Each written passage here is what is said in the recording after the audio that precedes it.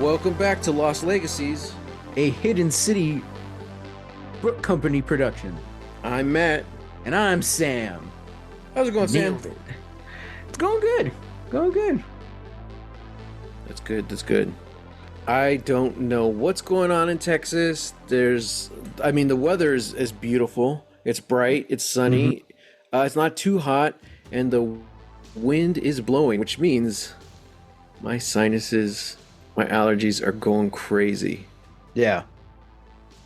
Yeah, it's nuts. Whatever blew in, and I think I'm slowly dying. So if I sound a little off, that's why. Well, and on my end, my knee has been killing me because of all the Oof. the pressure, the air temperature pressure and change, So I'm hanging in there. Yeah, yeah, yeah. Well, let's see, man. What's new? What's movie news, TV news? Anything exciting going on? Anything you're looking forward to? The trailer for Maxine just dropped. Yeah, I saw Is that. Yeah, the final installment in Ty West's the horror trilogy. I don't even know if it has a name, to be honest. Um just the X trilogy, I guess. Oh well, no, because Pearl doesn't have an X in the title. Well, whatever. Pearl Yeah, X. Pearl X. Probably should, yeah. And I Man. like that movie. I really preferred Pearl to X. Hmm. Yeah. Now, X came out first, Yeah. and then Pearl. Yeah. So, do you think you should watch it in that order? No. Okay, yeah, that's what everyone's saying, that you should watch Pearl first. Yeah, watch Pearl first and then watch X. Interesting. Um, I think like because that's how I did it. That's how I was introduced to it. Um, and yeah, just thinking about it, like the more I've thought about it, I'm like, man, like that's I guess I could see the through line of watching X first, like watching it in like release order. Um, but I don't know. I think there's just something that hits so much better when you do Pearl first and then Hmm. transpose over to X. And yeah, Mm-hmm. yeah. Fascinating. I wonder, like, in what order he created it. Like, Oh, like wrote it? yeah, I because don't know. didn't they film Pearl while they were filming X? They secretly filmed Pearl. That's crazy.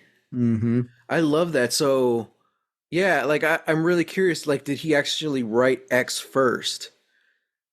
You know, and then Yeah. he came up with the idea of Pearl as he was going. Yeah. Hmm. Wow. Maybe. Yeah. And I don't know. I'm excited. I'm looking forward to it. I'm yeah. I don't know. You excited for a horror I know. Yeah, that's what I'm movie? interested in too, because this doesn't look horror at all. Like, I guess hmm maybe a slasher, but this definitely looks more in like the noir slash thriller camp. You know? See, I think this is the thing because and I think we've had this conversation too, maybe off pod, but I think also on pod. Uh which is very weird now that I say that out loud on pod. Um but I think there's a horror movie for every type of person. Mm-hmm. Yeah, and I think like obviously yours is more like sci-fi first and then horror elements can come in, so I think that's why you like aliens and the Borg and Star Trek, Mm-hmm. Sunshine. But I think you also like the mystery angle. Mm-hmm. So I think you really actually jive with uh like giallos. What's that? So giallos are like Italian slashers to really kind of like break it down to in layman's terms. But there's something that are just so like they're slashers that are just so like artful and kind of out there. Mm-hmm. But I think that you would definitely vibe with them. Dario Argento is kind of like the pioneer of giallo horror. Hmm. Um, yeah, so yeah, Interesting. I think you've because I saw a lot of comparisons. People were making a lot of comparisons with the Maxine trailer. Like this looks less like traditional American slasher, and this looks more like a giallo, which usually has a protagonist who isn't like a typical horror movie or mystery protagonist. You know, usually there was like detectives or cops or somebody. You know, it's like in giallos they're usually just regular people. I think Hmm. one of them is like an art critic in one of them who just somehow manages to like witness a murder, and then they become embroiled in the murder, and they're the ones trying to figure it out, you know? Mm. It's like and this is interesting seeing as how this is like an up and coming actress who is somehow tied to some killings that are happening around right now. It's weird that they're doing like the action, or at least they're setting it around the time of the real serial killer, the Night Stalker. Mm. Um, that's kind of weird. I don't know how I feel about that, but maybe that might be kind of a red herring to like Yeah. heighten the tension, you know? Yeah. I mean, anything like that. I mean, there's going to be anything that actually happens in real life. There's going to be some form of adaptation or inspiration for it. You Yeah, know what I mean? yeah. Um, yeah, I don't know. I'm really curious to see like how she does tie into it all. Hmm. My theory is that she really isn't tied in at all. Mm. But whatever trauma and fear she has from X is kind of making it seem that like something's following her, like she's gonna be next, Mm. you know.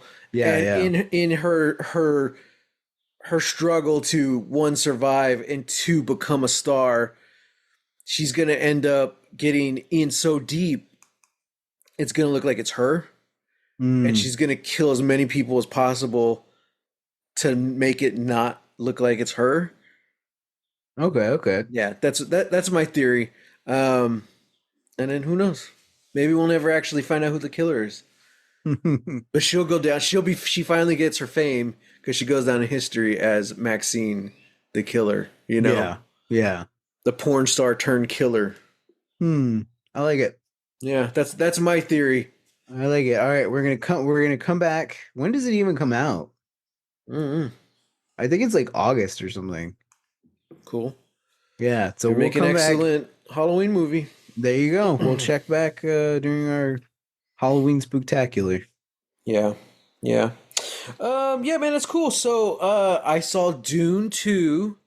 I went with you and the cousins. Yeah. Finally saw Tune. Woo! Matt in the movie theaters again. Woohoo! Yeah, I liked it. I dug it a lot better than the first one. Mm-hmm. Things actually happened at a steady pace, Yep, yep, and yep. I just think it was an improvement on the first one in so many different ways. Um, I don't know what to say. Mm-hmm. I really enjoyed it. I loved it. Didn't go where I was thinking, but it still was good.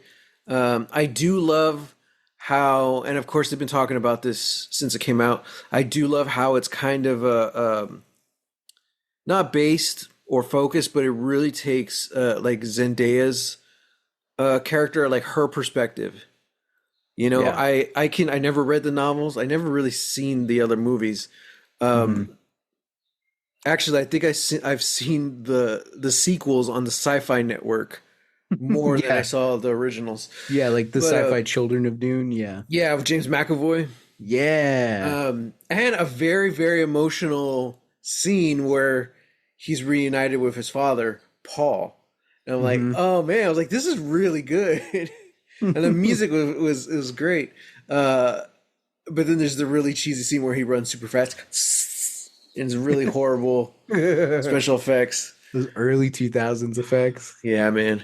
Yeah. But yeah, I really like how it was based or focused a lot on Chani's perspective, especially because she had such a small influence in the first one. Mm-hmm. Or Mm-hmm. her influence was there, but she was only there for a little bit of it. Yeah. So yeah, I liked it. I'm definitely excited for the third one.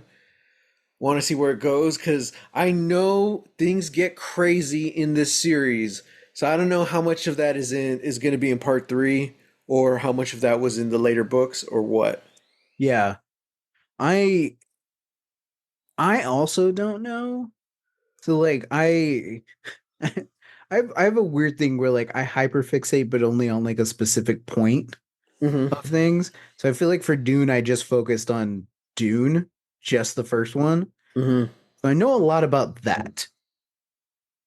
Mm-hmm. And then I know a lot of kind of the periphery, what happens around it and like after. Um, but I really don't know anything that happens in Dune Messiah. Mm-hmm. So that's kind of interesting. And I'm kind of wondering, like, well, do I do I read Messiah? Do I or do I just go in blind or like what? You know, like I'm yeah. Do you read about it on Wikipedia like your brother? I'll just you know what, I'll just find somebody way smarter than me, you know, on YouTube and have them tell me about it, you know. It's like tell me everything that happens in Doom Messiah. Yeah, yeah. I after the first movie came out, I read the synopsis of all of them on Wikipedia. It gets crazy, so Yeah. crazy. I don't remember it all, but I remember the highlights. I'm like, this is weird, and I love Mm-hmm. sci-fi, and I could say this is weird sci-fi. Mm-hmm. But even then, it was already a couple of years ago, so I completely forgot everything about the second half of Dune. So I was like, oh, Yeah. okay, yeah. But I remember reading about it and seeing just how small of a role Chani plays in the whole saga itself. So I was really surprised and glad that she was so prominent in part two. Yeah. You know, Yeah. That's yeah, that was I know some fans kind of took issue with that, but it's like because they're racist. yeah, probably. But yeah, like I think that's one of the better additions that that Villeneuve did with And he his said movies. too, it was better to drive home the point of Dune, because even Frank Herbert said, everyone was misconstruing the story and thinking Yeah. of Paul as a hero, which is why he then went to go write Messiah. So I Hmm. think Denis Villeneuve really did the smart thing, and he adapted it to not just fit his film, but to better service the original author's intent. Hmm. So I'm like, I'm all for that. So Yeah. it's interesting because he said that um, he has nightmares about doing Blade Runner, and how he never wanted to step into another person's world again. Hmm. And now here he is. He's done Hmm. two Dunes, and he's gonna do a part three at some point.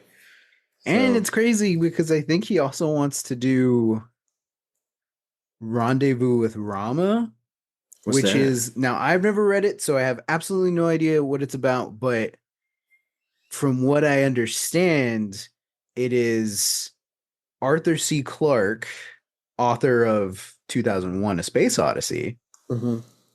I think a lot of people agree that Rendezvous with Rama is his actual sci-fi masterpiece.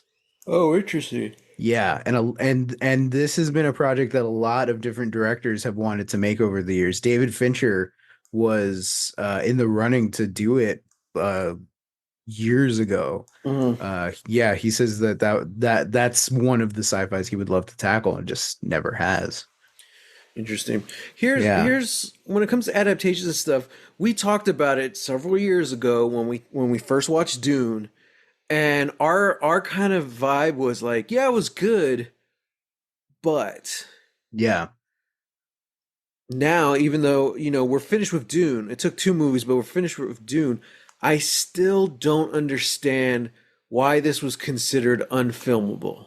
mm, You know, hmm. what year was the original Dune? Like, uh, when they were supposed to make it, the first one. David Lynch's? No, because wasn't he after the other guy? Oh, Jodorowsky. Yeah. Yes. That was 64 Wow. or something like I that. could get how technology wise it would feel unfilmable, Hmm. but like by the time you get to David Lynch, like you could have done it, Yeah. like well, I mean, he did do it. It just Yeah. quality, you know. Yeah. Yeah. That's what's the word? Um Subjective, you know. Yeah. Um That was kind of my thing too. I know you know, I kind of got caught up in, the whole, Jodorowsky's Dune. It's the greatest movie that was never made. mhm. The Dune book was unfilmable and blah blah blah. And kind of ad nauseum. And I know I annoyed you with many conversations about that. Um, Recently, so in before watching Tune, Mhm. I decided to do a big Dune rewatch. So I watched the Jodorowsky's Dune documentary. I watched David Lynch's Dune. I rewatched Villeneuve's Part One, and then went to go Mhm. watch Tune. My takeaway is that I think anything that doesn't get made, I think you can easily say that it would have changed the landscape of cinema. It would have done all these things. It would have been a perfect, great film. Mhm. I really don't think if it had gotten made, it actually would have been any better than David Lynch's. Mm. Um, Mhm. and that's kind of the thing too. I think a lot of it is that most of the story is told in inner monologue. Yep. There's not a huge emphasis on like description. It is just a lot of like people talking about action, some action happening, but talking about the politics of everything. It's like Mhm. watching Game of Thrones, but if it's just one person sitting in a room looking at everybody else, you know? That's still something they struggle with today, with adaptations. Yeah. How do you use narration? Yeah. Do you use the narration? Stuff like that. Um, yeah, man, I don't know. That's crazy because that would have predated Star Wars, so that would have been very interesting. Yeah. Yeah. So who knows? Like it could have changed It could cinema. have. It could have changed cinema. I know the doc does like they go to some very lengthy claims that like uh we we wouldn't have gotten like Blade Runner or The Matrix, if Jodorowsky had made his Dune. Or they would have Hmm. been completely different, Yeah. because it's kind of a thing. Also, like the big thing is that like the production team made a big like visual dictionary of the movie. So it had the storyboards, all the concept art and stuff, and they gave one to all the companies that they were trying to get funding from. Well, all the companies passed, but every company kept the book. And so their idea was that every company is now making movies that are taking pieces from our Dune Hmm. and putting it in the thing. And it's like I can see it for some of it, but Yeah. the doc kind of does do a lot of claims where it's like maybe we wouldn't have gotten these other seminal works in science fiction. It's like, I think we would have. It just would have been later, or it They would have w- been harder to get funding for those. yeah, or they wouldn't have hit as hard, Yeah, you yeah. know. Um, Because I because think Star Wars comes right at a time where it's like this was the turning point. that's interesting. I never really thought of it like that. You introduce something, and because it's there, that prevents other things from getting made. Yeah, You know, because if it had come out and it had been a success, I feel like, I mean, that's business. They would want to make more. yeah, Either more Dune or just more sci-fi. So yeah, maybe we would be in a world without Star Wars because the first Star Wars movie was just another sci-fi movie. You know what I mean? Um, yeah. yeah, I don't know. That's wild. So, yeah, no, I enjoyed it. I loved all the characters. I haven't seen your letterbox review. Oh, I forgot about Letterbox. I know. I would, you know, I would lay my body over a small sandworm so Rebecca Ferguson can walk over it. Hmm. Wouldn't we all? Yep. Yeah. Yeah. I was about to spoil something. I probably shouldn't because I don't know who has or hasn't seen it. Um, yeah, there's one more thing I was gonna say about it, but I think that's it. Oh, I just remember turning to you halfway through and said, "Man, this is a very dark Tank Girl." I'm like, this is essentially Tank Girl It's in the true. future Tank Girl. Mhm. Even though Oh, Tank Girl is the yeah, future. yeah. I think because there were some parts where we saw how they get their water in the desert, Yeah, and you're I'm like, like, oh, this is oh crazy. yeah, this is The like Tank Girl, but worse. What they should have done, because one of the best scenes in Tank Girl was the shower scene Oh where yeah, yeah. she bathes in the sand. I'm like, Hmm. I never thought of that. Yeah, I just figure sand would get everywhere, but yeah, it would get a lot of the grime off and stuff, and yeah. then you'd probably be itchy. But Yeah. man, Tank Girl, what a movie! What a If that's movie. my recommendation, if you're a fan of Dune, check out Tank Girl Take out Tank Girl with Lori Petty and Malcolm McDowell. and Naomi Watts. We And can't Naomi forget Watts. Naomi That's Watts, man. right. Oh Uh, man. the Velma of Tank Of Girl. Tank Girl, yeah. Oh man. Wow. So What a movie. yeah, it's like post-apocalyptic Harley Quinn and Velma with Hmm. a bunch of kangaroos. Yeah. Wow. What else is there to say? So okay, That should be that that's the should be a pitch. review. Dune starring Harley Quinn and Velma with a buttload of kangaroos and iced tea And iced tea. Yeah. In Australia. in Australia. Yeah, yeah. So, okay. Man, well, enough about that. Let's go the complete opposite direction. Actually, no, we're going to go back to the desert of the future, 2052 Ooh. or something like that. We're talking about Dark, season 3, the final season. Season Oh, 3, episode 4, stop it. The Origin, where we finally find out what the friggin' origin is. And everyone knows except the two people who actually made the origin, Jonas and Yeah. Martha. All right, Sam, get into it.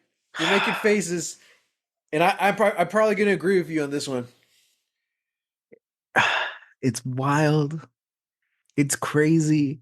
Did we really find the origin though? I don't know because I don't know what it is. I di- it's just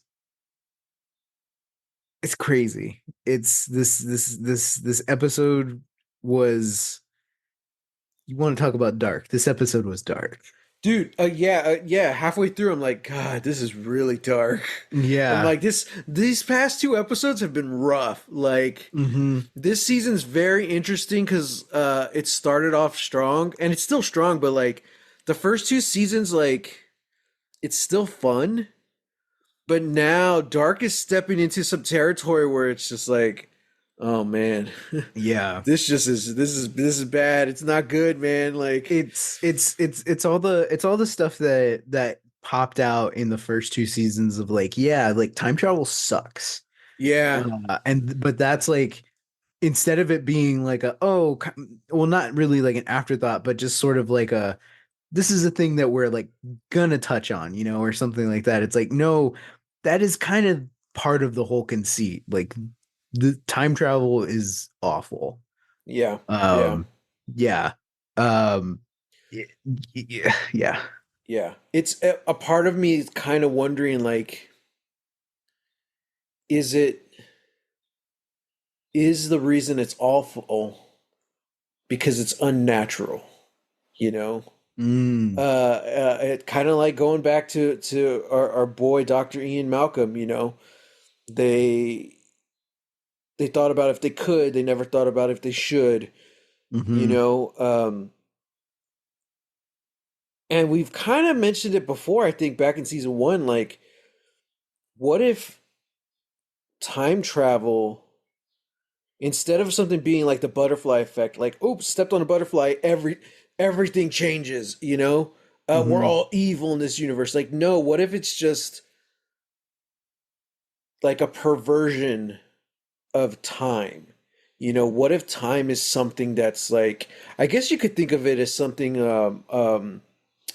like living, or Yeah. if you want to get spiritual, something like sacred. So the fact that someone changes time for whatever reason, good or bad, uh, if you see it as sacred, then that taints it.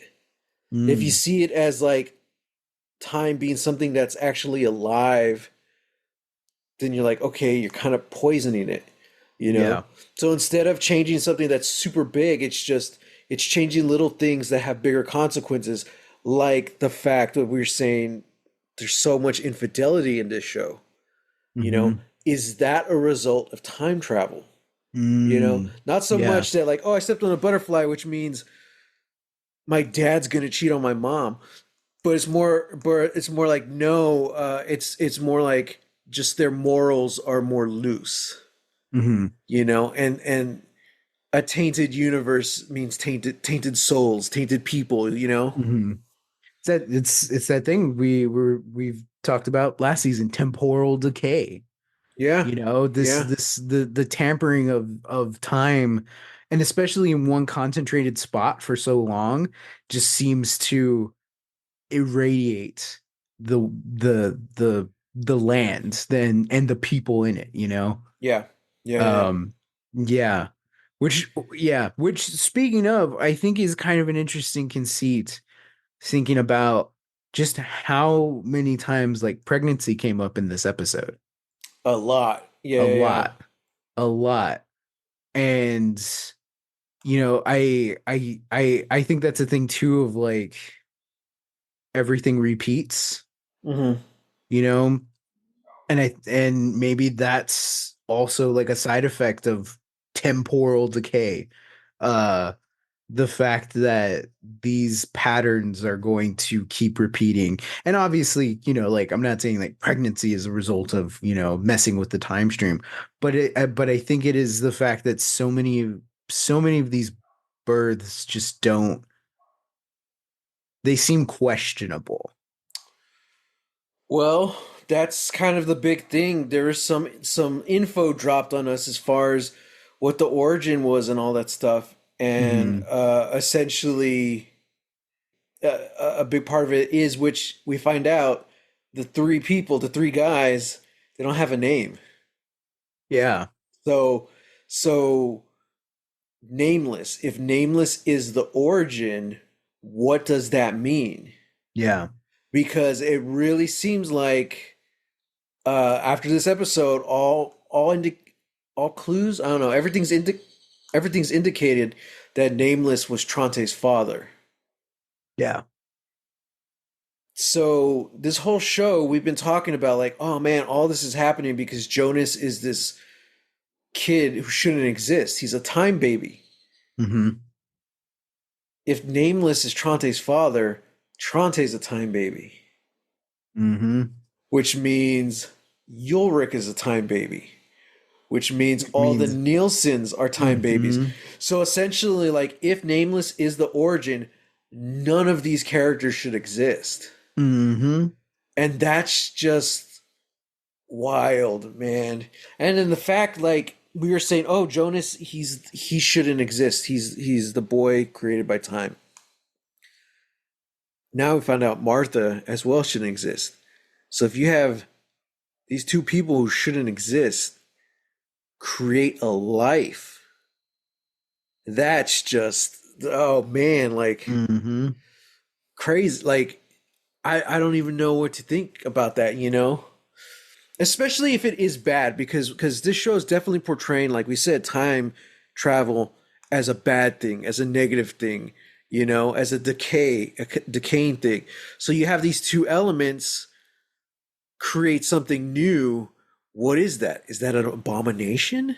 Mm-hmm. Like, it's just it really takes the whole concept to a whole nother level now. Time babies suck. Time babies suck, man.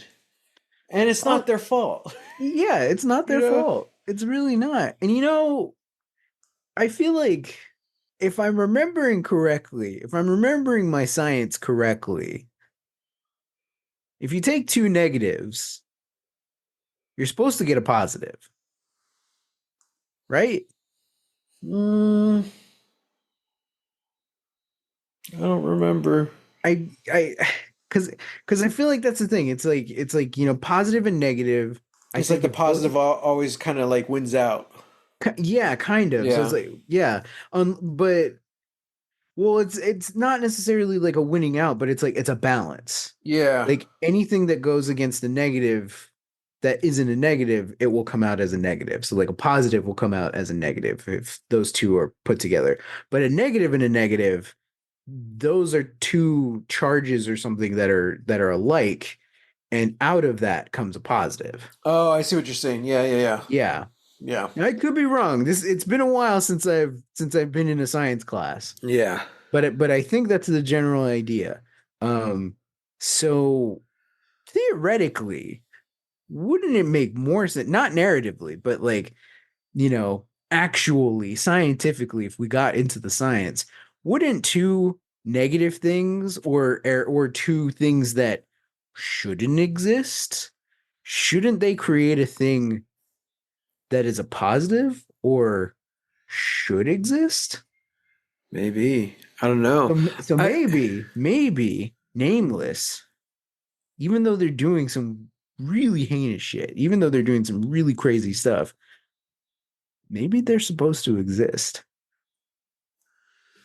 maybe. I don't know. Like Yeah, I don't know. I really don't. I don't know. We're just gonna have to keep watching. Wasn't there I'm remembering a thing. I feel like I'm kind of jumping topics, but this just came to me. Wasn't there a thing, a prediction that people from the future were living in the past or something like that? I thought Dan said that Oh, on maybe. like a tweet. Yeah, I something think like yeah. I think that. he did too. Yeah. Dan, if you're So listening, let us know. What was your old prediction? I yeah, think he said something about that. Like, are there people from the future already living in the past? yeah. Which that's kind Which of a big part of this of the season season? because Yeah. you have the main kids living in the 1800s, Mm-hmm. and now we have Hannah back in the 50s, Mm-hmm. like Mm-hmm. Oh, Hannah. having babies, dude. Man. With Egon, that son of a Yeah, that sucks, man. Like it really sucks because like we like not that we love him, but like I like younger Egon. Like he's not the old drunk who keeps screwing everything up that we see later on, mm-hmm. but he's we're seeing him slowly become that guy. Mm-hmm. Um, and it's just like he's a product of his time. But he started making some very questionable decisions, especially canoodling with Hannah. Mm-hmm. Um, Canoodling. that's my professional time travel term for it. They canoodled. Uh, but yeah, man, like that just really sucks. It was like a whole new shitty side of him, and and not that it's justified, but we soon find out like kind of where it's coming from as well when we realize Agnes is missing, Mm. and Egon's wife seems to care a lot more about missing Agnes than she does anything else. I mean, granted, women have always had had it bad, especially back then, Mm-hmm. and especially in this story in particular, you Yeah. know, because we saw her last season kind of struggling. They were both kind of struggling with their marriage, but she found comfort elsewhere even Mm-hmm. when she didn't intend it to be. You know, she found out with Agnes, Mm-hmm. and I mean, she's straight up in love with this woman now. She's gonna do anything to find her. You Yeah. know, so you can see that from Egon's perspective now. It's like, oh man, okay. You know, not that that excuses it, but you see the pieces coming together, and that also further reinforces why he hates Ulrich so much. Yeah. You know, because it's so easy to kind of write it off that like this is what your mom did to my family. You Yeah. know, uh, not take responsibility for it or anything like that. And it's just like, ah, damn it. Yeah. So much sex in this episode. Yeah. Actually, Yeah. yeah. And it was like not in a good way. There's nothing positive about it in this episode, you know? Even we see young Claudia and young Tronte together at the end, Mm-hmm. but we just spent most of the episode with Tronte and Yana, who we know he marries. Mm-hmm. And it's cute. She has like a strand of white hair. And I'm like, Yeah. oh, I thought that was just something that, you know, she had when she was older. But I'm like, okay, that's cool. Yeah. It's so we would know who she was, Sam. I tell you, the physical appearance, that's how you can tell time travelers I from each guess other. so, yeah. They Uh, commit to one look yeah, yeah. for their whole life. So it wasn't as cool as Rogue, but it was just like one little white strand. Yeah, yeah. Um, but yeah, so we really see that, and we see how Yana's like really like in love with Trante. Mm-hmm. But then, of course, young Claudia ain't having that. So that scene together, something that's supposed to be these two kids sharing this what should be a scary but beautiful moment, just into something else that's like, uh, Yeah. you know, Yeah. yeah. It feels like it. As an adult commenting on a scene like that, it's very easy to critique it or to Mm-hmm. say, "Oh no, you shouldn't be doing that." But like the way they pulled it off was just like it takes it even further. It's like no, because like you know, it'd be one thing for two kids who are in love with each other, who think they're in love with each other. It's like okay, cool, cool. You know, that's life. That's human. But this definitely seemed uh diabolical. I don't know, twisted. Like there was the air of jealousy there. Like Claudia was not going to let anyone else take this guy. You know. Mm, I can So see that, especially yeah. the nerd, because we've seen the way they treat Yana. So Yeah. yeah, it was just like, oh man, that sucks. It just leaves like this pit in my stomach. I'm like, Yeah. bummer. You know, also because we know what happens to everyone in the future, you know, Yeah. and how it just gets worse from here. So Yeah. It's like yeah, there's nobody who grows up and becomes happy. Everybody kind of grows up and is just miserable. I don't And think there's a single happy character in this show. no, no, not really.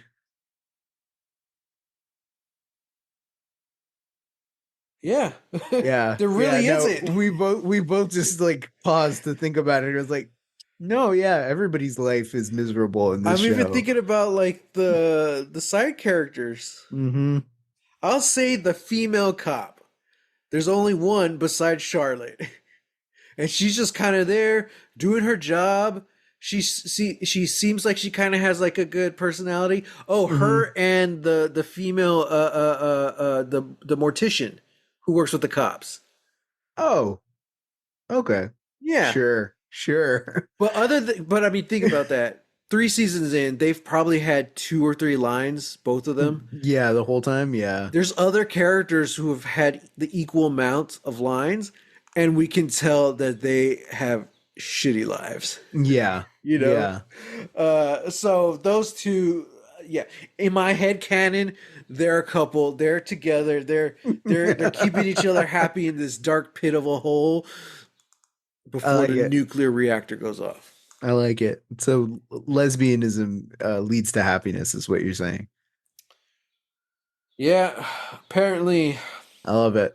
I missed that train when I was born. Wow. For the record, audience, you don't have a relationship with me the way my brother does. He knows that almost every girl I fall in love with is either a lesbian or quickly becomes one after. So, all you curious ladies, take me out to dinner. I'll help you decide. If you're teeter-tottering, if you're thinking about it, just I go hang out with guess Matt for a little come hang out bit. with me. I'll take you to In and Out. Wow. Yeah, Okay. Okay. that's that's my cross to bear, Sam. Just doing my part, taking down the patriarchy. Thank you for your service. Just taking down the patriarchy, two single women at a time. Wow. Oh, Uh, jeez. uh. Always the guy sitting alone at the weddings, never the bride.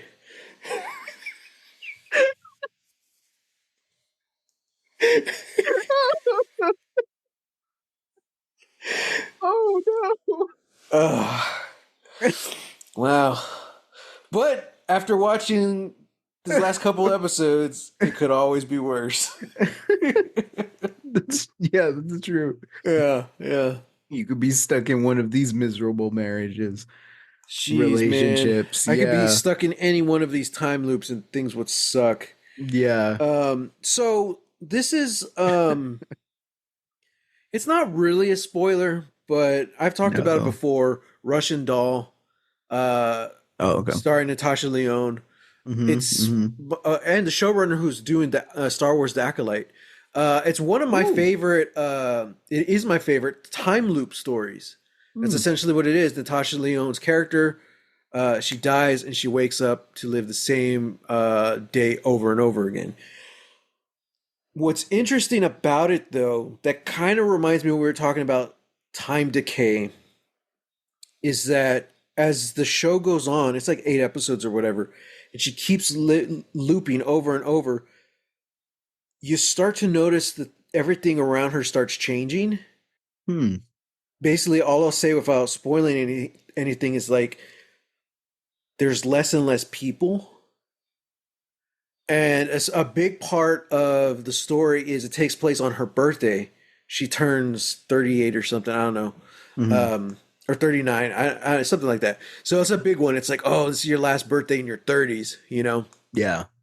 So it's this big birthday party, and that's a big focal point of the story and the show. Well, as the show goes on, you start noticing that there's less and less people at the party, Hmm. and it's this really kind of dreadful feeling of like, damn, this is a time loop. You're stuck in it, but things are getting worse. You know, Hmm. like it's really bizarre, you know? And then there was a Star Trek Next Generation episode where something happens with Dr. Crusher and there's less people on Enterprise. So she's asking for her son Wesley and he's not there. And they're Hmm. like, your son has never been here. And then something else happens, less and less people. And at the very end, it's just her and Captain Picard. And he's like, Doctor, it's only ever been us two on board. What are you talking about? She's like, this doesn't make sense. A ship this size, you need a crew. How does that make sense? He's like, well, the computers take care of it, Hmm. And so the whole concept of that episode was like the universe is getting smaller and smaller. Hmm. Hmm. So the smaller it got, the more people got erased. So like everything was rewriting around Dr. Crusher. So all of a sudden, this giant ship, it's only manned by her and the captain. Yeah. I'm like, to me that feels like dark, like not that people are actually vanishing, but it's like the timeline itself is decaying or something like that. The Yeah. loop is dying. Yeah. Which, I mean, if that was the case, that would be easy because they would just let it go on till it dies. I mean, yeah, maybe. Or they But would I think more people would be trying to stop it then because I think yeah. it would just keep getting worse. And Oh, it already yeah, I feels see what you're pretty saying. bad right now. Yeah. Like you know. Adam's, like his whole thing is ending it though. Yo, yeah, yeah. So he would be doing that. Everyone else Well, would just be like, then I guess that's kind of what we're seeing, because we keep getting these instances of characters like Adam and Claudia like telling us how bad things are, and like uh we've been at war with this, blah blah blah, or we're at war against time, all this, we want to stop it. In this, like, we need to stop it. We're gonna stop it at the next cycle, at the start of the next cycle, that kind of thing. So it's yeah, like they already know that this thing exists. They already, they've been through it a lot. I think even in this episode, Adam says that it took him 66 years to figure out the origin. And it's oh like, yeah, oh, yeah, wow. So how many loops has he been through? And it took him that long to figure out where the origin is. yeah, That's kind of what I thought the show would turn into, would be like, which I think is maybe just a little bit more American, of like, oh, we're gonna see this, yeah, but from a different perspective. We'll see this scene, but from a different perspective, we'll see how, like, oh, they've been here the whole time, but all these things, that's a little bit more like Back to the Future 2, you yeah, know. Well, which, like, I think we've had maybe one or two instances of that, but so far the rest of it is just like we're living in it. We're living in the cycle and being told by other people that, like, oh yeah, this is where we come in, or like, this is what you have to do now, kind of a yeah. thing. And Um, they're always lying. They're always lying. my God, So why is Ava, everybody lying? Martha, it's all to manipulate them, and it's like, yep, their whole goal in Mirror Winden was to get Jonas and Martha in bed together Mm-hmm. to create A the time baby. origin, a time baby. Mm-hmm. The original time baby. The OTB. Hmm. And I mean, again, look at that paradox. If the origin is nameless, he's Trante's father, it wraps all the way around again, all the way through Jonas and Martha. Yep. It's just like there's no end, no beginning. Like, Mm-hmm. man, it's a loop, but it's a closed loop. Two worlds. So I imagine it's like the infinity symbol Mm-hmm. from the 100. We'll talk about that before we finish this episode. Oh gosh. Um, yeah. Yeah. Lots of stuff happened this episode. I don't. Boy, that scene with Hannah in the hallway with Mm-hmm. what's her name? Hang on, I wrote it down. Helena Albers, Katharina's mom. Yep. Oh, dude, so heartbreaking. Also, that means Hannah gave Katharina's mom the saint medallion, which Katharina's been carrying around her whole life. And she was also named after Hannah because she was using the name Katharina. So let's do a Wow. recap, repost, recap. Hannah has effectively slept with Katharina's husband, slept with Katharina's son, is the origin of the saint necklace that Katharina's been carrying around her whole life, Mm-hmm. and Katharina is named after Hannah. Yeah. Talk about This drawing the short one straw. this woman this woman is a menace. Yeah, yeah, This she woman is. is a menace to that family. Yep. Oh, Mm-hmm. yeah. And there's the big revelation in this episode. She doesn't need a man. She's like, Mm-hmm. you're all the same. And I'm like, oh my god. I agree with you, but you're a piece of shit too, lady. Yeah. Yeah. Like, dude, so in this scene, when we find out that Egon and her have been hooking up, he tells her he loves her. And Mm-hmm. she like perks up, and I was like, that's the one thing York could never tell her. But then Mm-hmm. by the time that scene ends, and he's like, I think I should, stay home tonight and blah, blah, blah. And he tells her, you're so beautiful. which is the only thing Yorick could ever tell her. I was like, oh my Mm-hmm. God, she just went through the whole loop right there. And that's when she Mm-hmm. realized, oh no, oh no. Yep. Yep. Yep. Um, She's got a yeah. type though. Dumbass cops. Yeah, yeah, exactly. Ugh. I love the scene between Mirror Martha and older Magnus. It was nice to finally have that. Because Yeah. we were asking for that, like, well, younger Magnus, but we're like, they're not the same siblings, but they're still siblings, so we wanted something. Hmm. So it's nice that we got it with the older Magnus. But Yeah. damn. Man, and just talk about like this show has some of the best acting in it Yeah. from characters who just kind of are sort of there for like two scenes in the whole Dude, show. I know that the guy who plays middle-aged Magnus has just been in the background this whole time. And then they Yeah. give him this small scene, two, maybe three lines of dialogue, and he Yeah. sells it, man. Like, It's like you can that's a you damn actor right there. yeah, you just like you see like the pain in him, you Yeah, know? yeah, And he's just questioning like I always wondered why you left, why you yeah, never said anything. And it's like, man, this sucks. Like, and thinking about it, it's like it's not even his sister, his real sister, yeah. So it's like it's even worse. Like, man, Mm-hmm.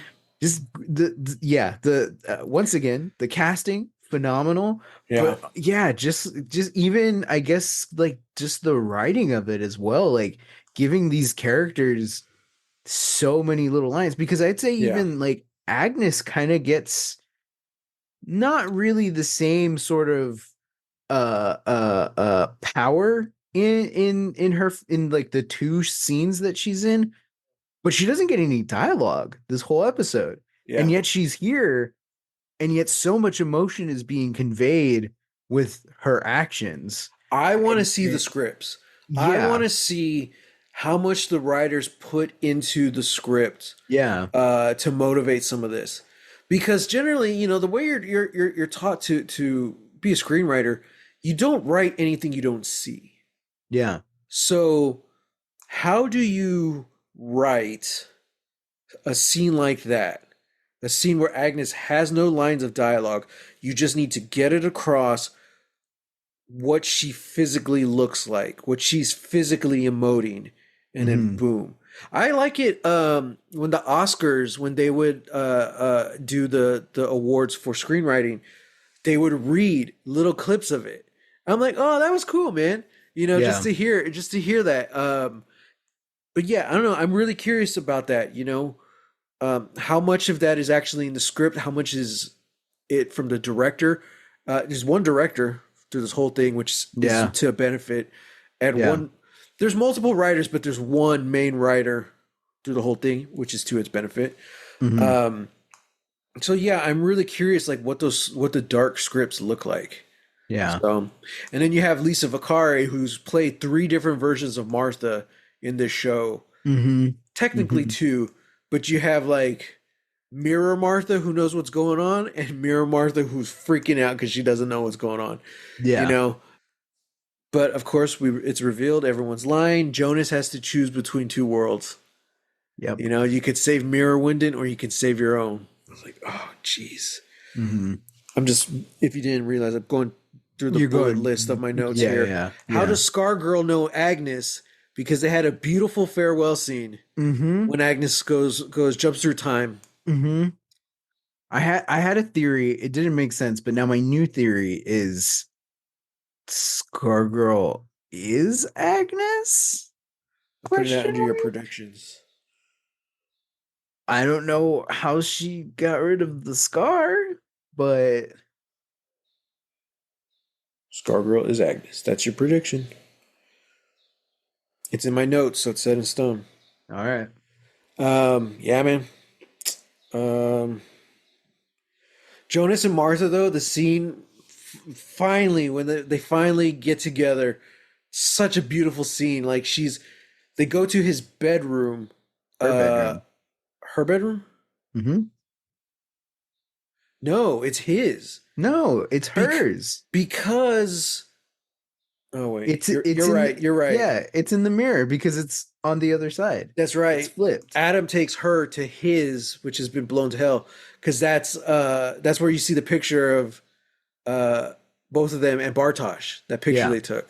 Yeah, at the Yeah, end. yeah. But anyway, yeah. So there and there's just that beautiful little moment, and again, the acting, like, oh my god, they're just Hmm. totally selling it, and these two people who are so different but so like, and they're not the people that they know or knew, but they're still similar, and like They're still faded. They're star-crossed. they're still star-crossed lovers, man. Doesn't They're matter if they're still from this silver universe or surfers. another one. They're the Silver Surfers, man. That's the name of last week's episode. I Star-crossed know. Silver Surfers. I know. Brilliant. Yeah, like such a beautiful, dude. It was beautiful. Beautiful. This is your first episode of the show. One, I don't know why this would be your first episode. Please go back and at least listen to when we've been covering Dark. Uh, but yeah, also just listen to the past episode because it's a good one. Yeah, yeah. Yeah, that's it for my notes, man. So I guess we're already going long here. Oh, So, just wanted to point out, mhm. what the heck is freaking Noah doing in Mirrorwinden in the Dude, apocalypse? Mirror Noah? Is it Mirror Noah? I I don't don't know. know. I I don't don't know. know. Yeah. Noah Prime is Noah dead. Prime is dead. So He got shot by Agnes. yeah. So I don't know Mirror Noah? Where yeah, I'm lost. I'm scared. I need someone to hold me because I'm scared. Yeah, man. I don't know. Yeah. I'm worried for like for like the first time in this show. I am so worried about how this is gonna end. Four Not episodes left. Don't tell me that. Stop it. No. We're counting Stop. down. No, we're not. You're counting down. I'm not counting. Oh, Yep. Yep. It's like a bomb out of control. Like a no. nuclear reactor just waiting to No. spew nuclear stuff. Yeah. Yeah, and point of fact, thank you for bringing that up because Nameless got Helgi's dad the signature he needed for the building permit of the power plant. Sure did. He also split up Egon and his wife. He did also split up Egon and his wife. It's good he didn't kill her. I don't think he was. I don't think he was. I think I he was just really reaching don't. in his pocket for a Something. yeah, a Halls. I don't know. Yeah. Oh, Werther's original. Yeah. Yeah. We're not sponsored. Um, And we don't want to be. hey, Um, I'll be sponsored by anybody who wants to sponsor us, but especially Werther's originals. I want quality for our content, Sam. Hey, You know, Werther's, a name you know, and they're the original. What more do you want? oh God. It's great. All right. Well, I guess just want everyone to know this is only endorsed by 50% of the Lost Legacies crew. Okay. You can't tell them that because then they won't sponsor us. Oh no, what We have gotta I done? we gotta be in this together. Uh, till the end, Sam. Speaking of that, you know who won't be together till the end? Jonas and Martha. Everything keeps trying to split them apart. Oh, yeah, I know. So, but My question is why doesn't, old Jonas and old Marta, why don't they just get together? they're from two different worlds, right? Like, what's stopping them? Yeah, what's stopping them? Just go. He's self-conscious. Just do your own thing. He has all the burns. You Hey know, man, love is love. love is love.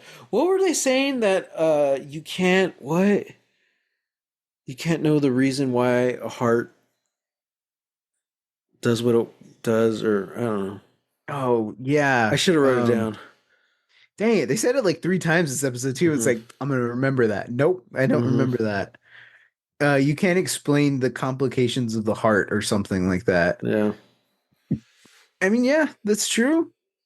Mhm. You know, in the words of Selena Gomez, the The heart heart wants what wants it what it wants. wants. Still our number one listened to episode.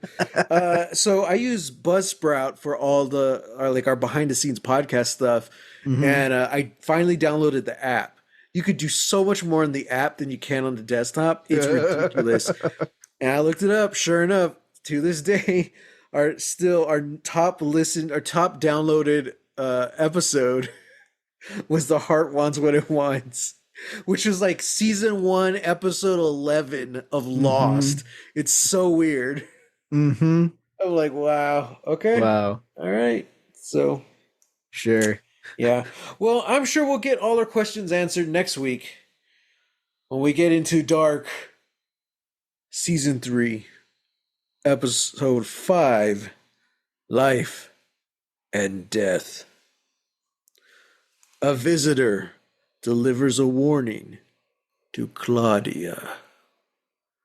And a day before the apocalypse, still coming, Jonas begins to question Ava's motives. Yeah, because he found out she's lying. Hmm. God, it's brutal out here. All I can say about this show, Sam, I'm obsessed. Enough Olivia Rodrigo references. Everyone, thanks for joining us. If you didn't know, as of recording this last night, I started my the 100 watch, Hmm. where I'm live tweeting the 100. I had fun. It was mostly just me by myself, but I had fun. Yeah. So yeah. I don't really have a set schedule. I'm gonna try and do it like every Tuesday, and then I don't know, whenever I can. Like I'm too tired tonight, but like maybe like Friday or something, I'll do it again. Yeah. So yeah, Oh, find well, by the time this airs, you will probably have done it I would again. probably have done it if this airs. Yeah, yeah, exactly. Yeah. Yeah. So look out tomorrow, Tuesday, if this airs on the correct day, for Ooh. another live tweeting of the 100. Um, Ooh. yeah, man, it's crazy. So Sam and I are going to do a little bonus Lost Legacies episode where we're going to talk about the pilot episode of the 100. Hmm. It was fun. I missed a lot of those characters. Boy, I hope nothing bad happens to them. That's all, like my whole live tweeting Wow. experience. It's like I just keep saying stuff like that. Oh yeah, yeah. Well, Well, because again, it's such a weird conceit because usually when people live tweet shows, it's shows that they've never seen before. I know, I know. But you've already seen the 100. I've already seen it, and I just want to experience it again. But I want to experience it with someone. So that someone is gonna be you, internet, Hey. whether you like it or not. Mm-hmm.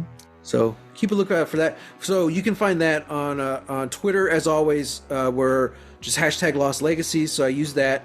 I also use hashtag the 100, of course, and hashtag Get Grounded. It's a little inside joke between me and the fans of the 100. Right. Yeah, so keep a lookout for that. And as always, if you want to tweet at me, I'm at _Matt Jimenez, and on Instagram at Holy Hand Grenade of Antioch. And you can find me on Twitter, Instagram, and Threads at Real, that's REEL, Texas Weirdo. I'm only going to say this after this 4 more times. Stop it. So, Stop it. Till next time, guys. Going dark.